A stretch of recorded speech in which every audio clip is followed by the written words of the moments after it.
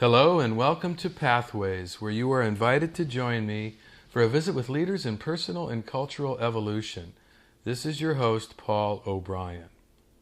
To many of us, Native America is an unknown world shrouded in myth and misconception, but there is something fundamental in the Native way of seeing and living that has much to teach us all.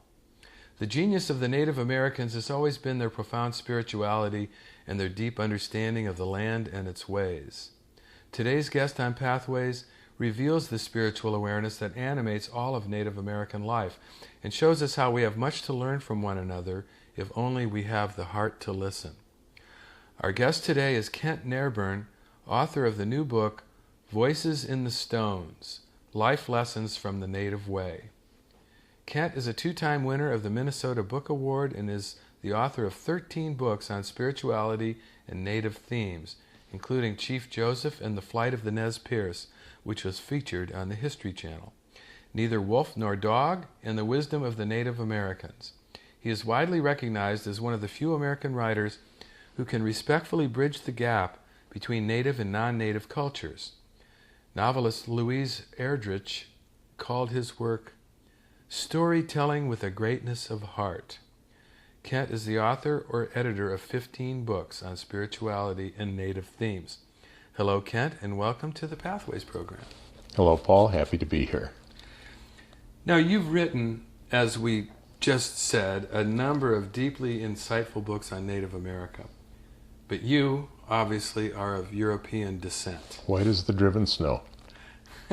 How did this come about? I fell into it through two different experiences. And one was I had trained to be a sculptor and sculpted in wood. And I would work in trees.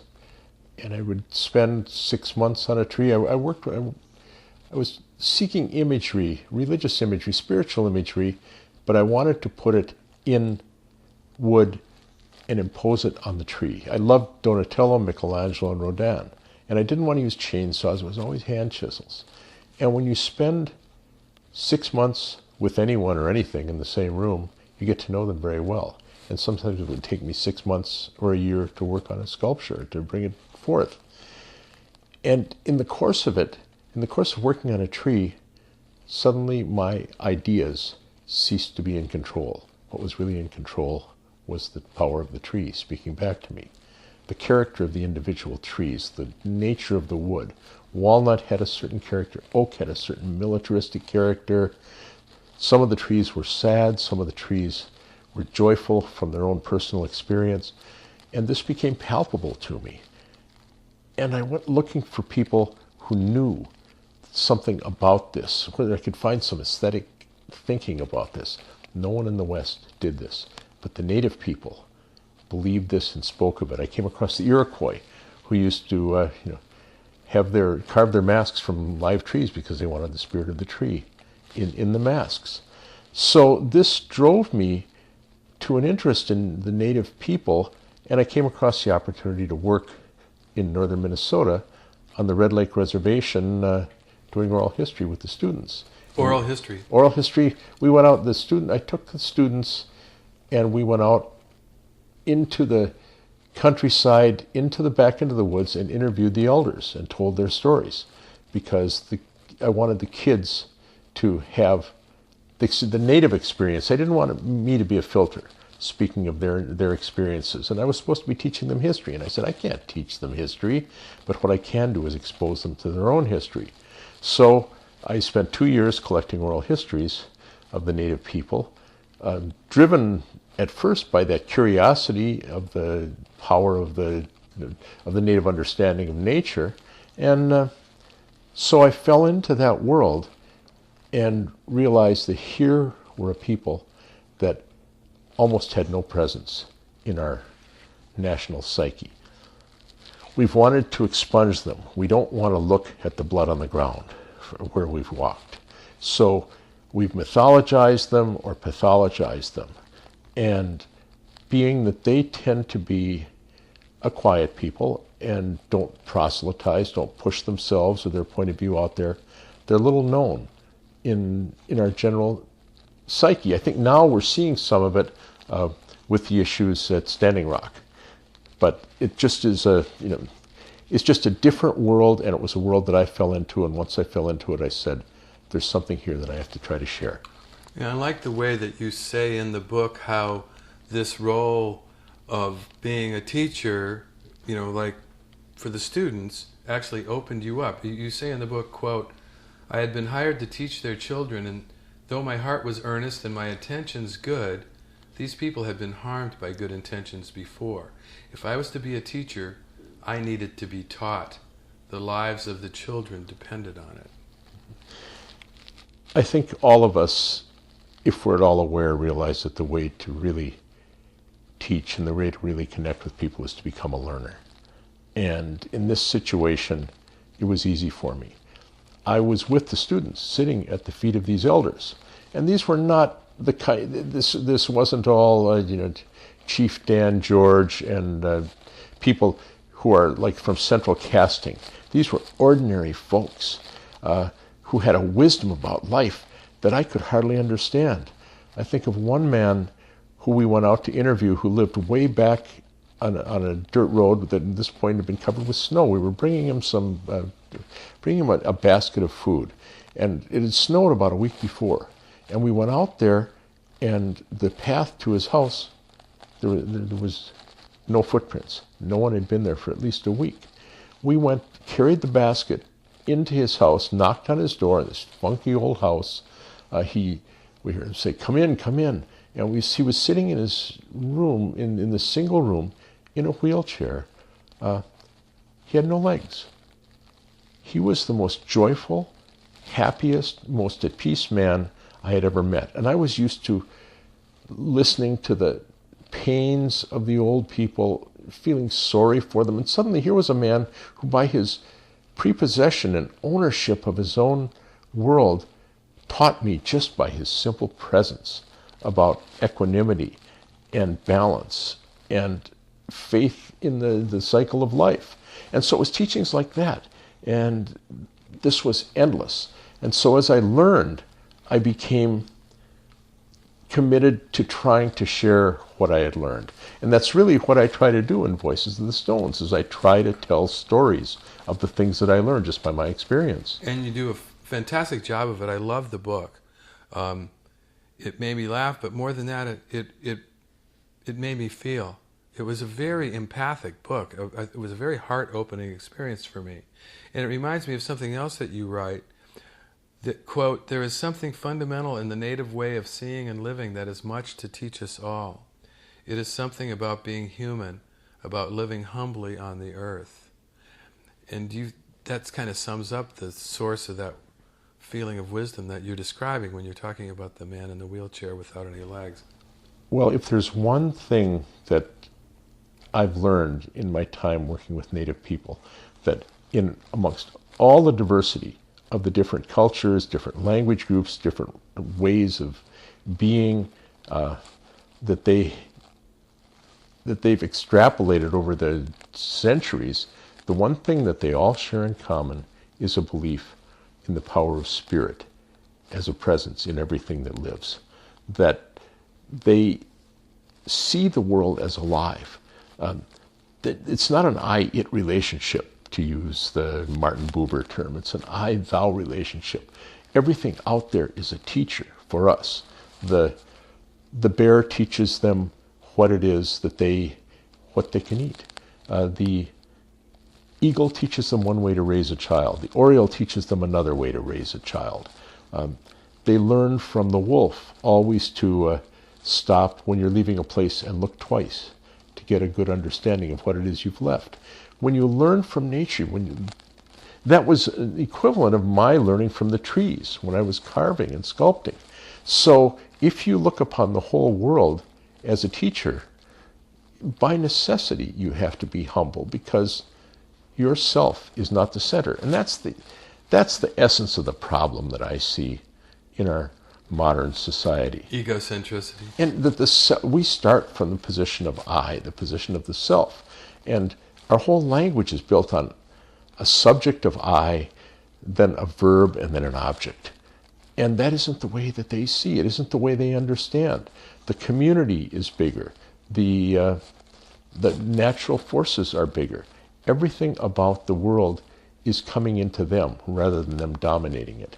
And that produces humility. And I think that that's really, to me, one of the great teachings. The humility is a natural humility. It isn't enforced. It isn't holding down some ego expression.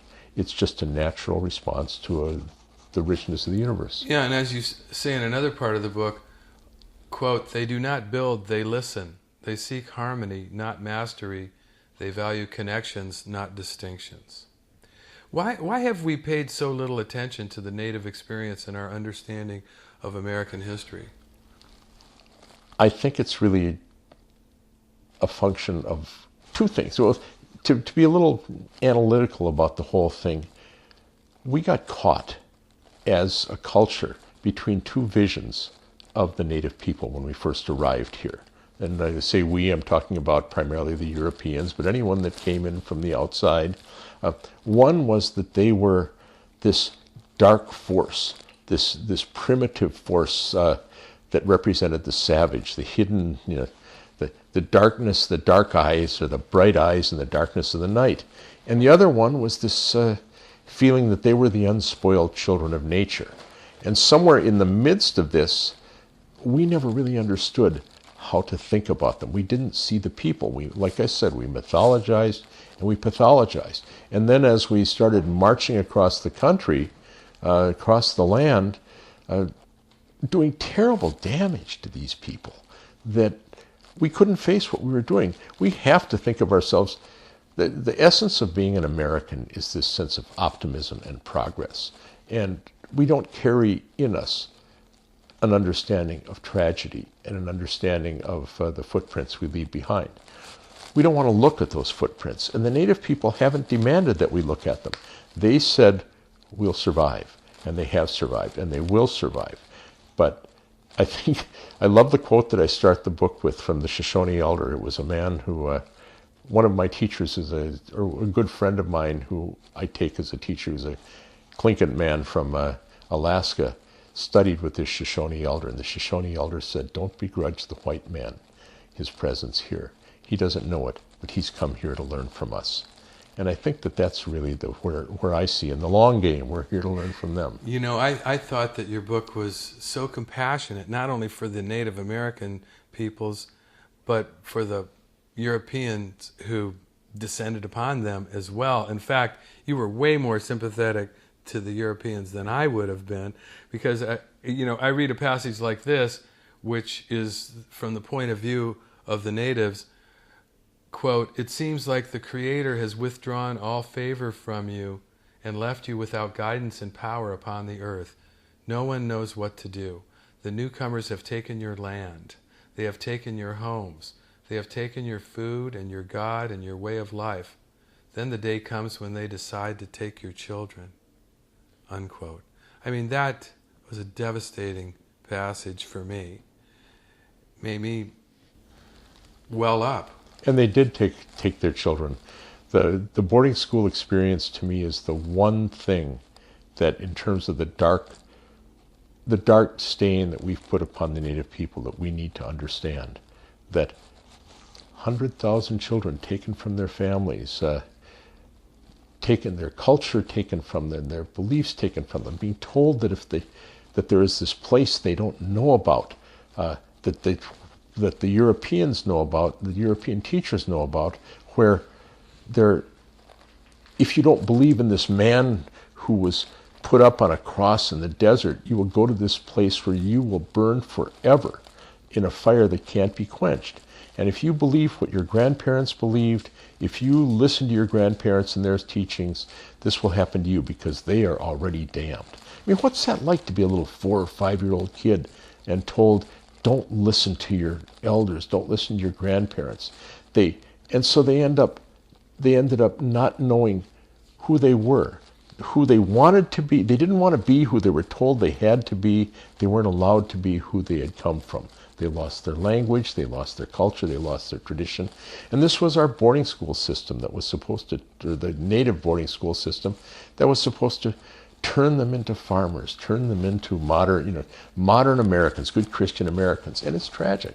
I've often said that teaching children that there's this God that that could easily condemn you to eternal torture as give you a second chance is a form of psychic terrorism. But as you're pointing out, how much worse is it when when you're taken away from your parents and propagandized against them, and your whole identity is taken from you. Yeah, and it's reconstructed. It's a form of terrorism, and that we did this to those people. When you talk about why their voice isn't heard, it's because if we started to listen to their voice, they would tell us about this, because that has scarred them. We see this. We have this notion very often of the native people as this dysfunctional group. We have this totally misconceived notion of wealthy natives with casino money, but then it's drunks in the gutter. If people looked clearly at what they saw, at what's out there, you would see a group of people who survived with cultural post-traumatic stress disorder, and now are saying, we are strong, we continue to be strong, we will grow, and we have something to teach you. They have a capacity not only for endurance, but for forgiveness that we could all learn from. And that's really what I want to share. I mean, my goal is to let people know in a quiet voice what I've learned from the quiet voices. Their time is coming, and it really is. I mean, you look at, can I say a little bit about Standing Rock? Yeah. Yeah, because that really is a fascinating experience. I mean, right now, America is being run by monsters. And we don't know what to do about it. We've never faced anything like this. We've had people we've disagreed with and disliked their politics, but we've never faced monsters. The monsters for us were across the ocean, the Nazis at one time. The native people have understood being under the thrall of monsters. General Sherman, Custer, Andrew Jackson, these were people trying to destroy them. They have known how to survive. They've known how to keep their spirituality pure and clean. When Standing Rock comes, what they're trying to do with that pipeline, everyone with half a brain knows that you don't put a pipeline under a river. And especially, I mean, you don't do something like that. You can't put an artificial vein under the life force and the blood of this country and not have it do damage. They have stood up and said, no, this is wrong. It's not only about our land, it's about land which we claim as part of our whole human heritage. And I remember reading about, listening to a CNN reporter who went out there and said, I've never seen anything like this, because it isn't angry, it's calm. And as long as the native people are in charge, and they will be in charge, ceremony is at the fore. Proper behavior is at the fore. And because it's a subject of national interest, the native way of doing things is being seen again. And that's what I think is really the gift. In the long game of human history and human affairs, that's the gift, is that we will start to see the native way of understanding and doing things in a very horrible situation that we can't really understand. It may not come out well in terms of the politics of it, but it will come out well in terms of the spirituality, because the native people are in charge, they have ownership of it, and they're teaching the people that come out there and the people that are watching. And I'm just very gratified by it. Getting back to, I think that's beautiful, and that's a really good thing to understand. If only the rest of us can learn to have the faith in our ability to survive the monsters. Mm-hmm. I mean, there's so many people struggling with that right now, right. Mm-hmm. including myself. Right. And in your book, you show how you take special notice of the role of the elders. Mm-hmm. Can you speak to that, and how can that help all of us? One of the fundamental differences between the native way of thinking and our Western way of thinking is that we see time as a line. We see time as a search for progress. It's an extrapolation of a linear reality. There's birth, there's life, and then there's death. And we see the middle part of life as the most vibrant part, the time of productivity, the time of fecundity. And the children are adults in waiting, and the old people are vestigial. And the best we can do is look upon them with compassion and trying to serve them. That's the best we arrive at. And it's not bad. But for the native people, it's a cycle. And it's seasons of life. And only one who has gone through all the seasons knows the wisdom of each of them. You can't know what it is to be in summer or in winter unless you've been there. And the elders have been in all of the seasons. So the native people naturally revere the elders. Ojibwe, interestingly enough, the word for elder means great being. And the word for the female elder is a person who holds things together. And the male elder is the earth protector. If you have those concepts built into your language, how can you not automatically revere the elders? And see, here's a great example of how, and I tell the story in the book a little bit, where something that appears to be hidden is really manifest when you know how to look for it. The way that the young people, when they're told, when they wanted to go somewhere, when I'd have young people going with me to on some field trip or an event, or ask them to do something, they'd say, I have to ask my grandma. I have to ask my grandpa. They automatically go to the elders because even if they don't hold that belief in any systematic fashion, it's in their cultural DNA to go to the elders and to honor the elders. The elders are served first at feasts. The elders are listened to. The elders are treated with respect. And it's so wonderful to see something that even in a culture that's fairly devastated, and at our hands, to see the way that this is just built into their behaviors and built into their automatic way of dealing with the world around them. And they honor the elders. They recognize that they are the teachers of the young. And that was why I was able to actually be able to teach on the reservation, because I stumbled upon it. It was a blind pig who discovered the acorn when I got out of the way and let the elders talk to the students. Because suddenly some teacher was coming, and instead of trying to be the teacher, standing at the front of the class in the authority, here was someone getting out of the way and saying, let the elders tell their stories. And I think that's why you say that you are less a visionary than a caretaker. Oh, absolutely. I don't consider myself a visionary at all. I'm stumbling in the fog. But what I try to do is, I try to think like Chief Joseph. When I did that long book on Chief Joseph, I learned a lot about leadership. And one of the things, the Chief Joseph is always seen as the one who stands up, handing over the rifle from where the sun now stands, I will fight no more forever. That fact is, he was the last chief left. He was originally the camp chief. His way of leadership was to stay behind. It was to be the servant. He took care of the kids whose parents died. He got the camp going. He made sure everyone was fed. This was the notion of leadership that I came to understand. And I really use it as a model for myself, to lead by, not even by example, but to lead from behind, to be consolation more than instruction or inspiration.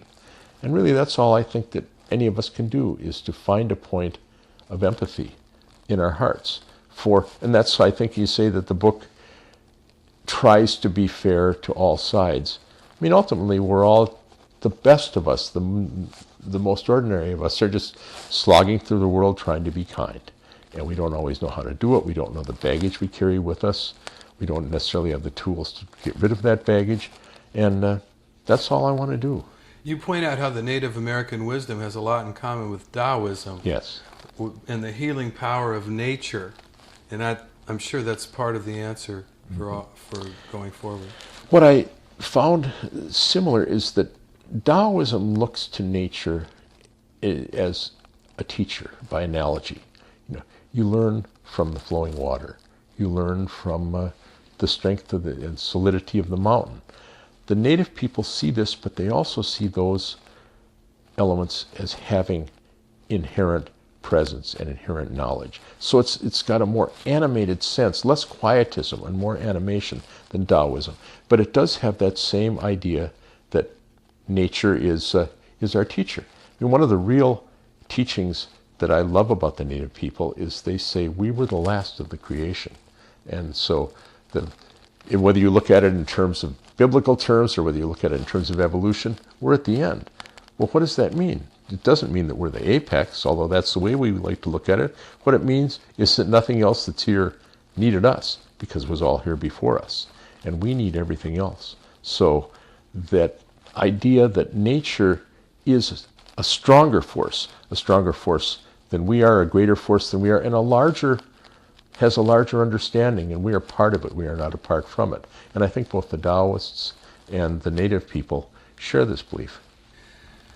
Well, we're just about running out of time, and I wonder if there's any final words or what would you like to see people take from the book, Voices in the Stones, Life Lessons from the Native Way?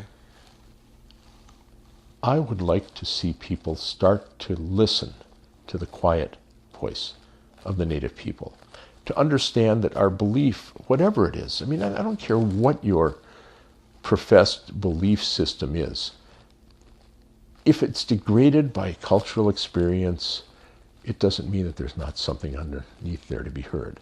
Look to the native people. Listen to the native people. Know that they're one voice in the symphony of creation. And it's a voice that hasn't been listened to the degree that it should be. And I'm not saying it's the best. I'm not saying it's the only one. But I really think that we are all instruments in the Creator's symphony. And I hope that I'll help, that this book and my words help people start to hear that voice a little more. I'm sure they will, Kent. It's a beautiful book, and I really appreciate you being on the show. I wish we had a lot more time because there's so much that we could talk about. But thank you very much for being on Pathways. I'm glad I was able to be here. I'm glad to be able to speak with you. Now let's make sure to tell our listeners about your website. Sure. It's www.kentnerburn.com. That's KENTNERBURN. I didn't do that well. BURN.com.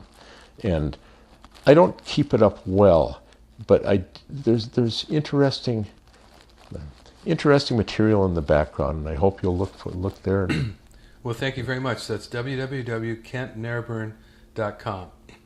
And for those who tuned in late, this is your Pathways host, Paul O'Brien, author of Great Decisions, Perfect Timing, a book that shares the theme of Pathways, which is personal and cultural evolution. In a second, I'll tell you how you can rewind and replay this entire interview anytime you like via the internet or podcast on iTunes and other servers. Today we have been visiting with Kent Nerburn, author of Voices in the Stones, Life Lessons from the Native Way. I want to say thank you to all of our listeners for tuning into the Pathways interview program, which is broadcast and streamed via KBOO.FM Sunday mornings at 8:30 a.m. USA Pacific Time. Podcasts of today's show, which you can listen to and forward to others, are also available for free at divination.com, spelled D-I-V-I nation.com, and on iTunes and other podcast outlets. This is Paul O'Brien reminding you to tell your friends about Pathways and radio and podcasts. Thanks again to Kent Nerburn and to all of you listeners for tuning in and being a part of the Pathways experience.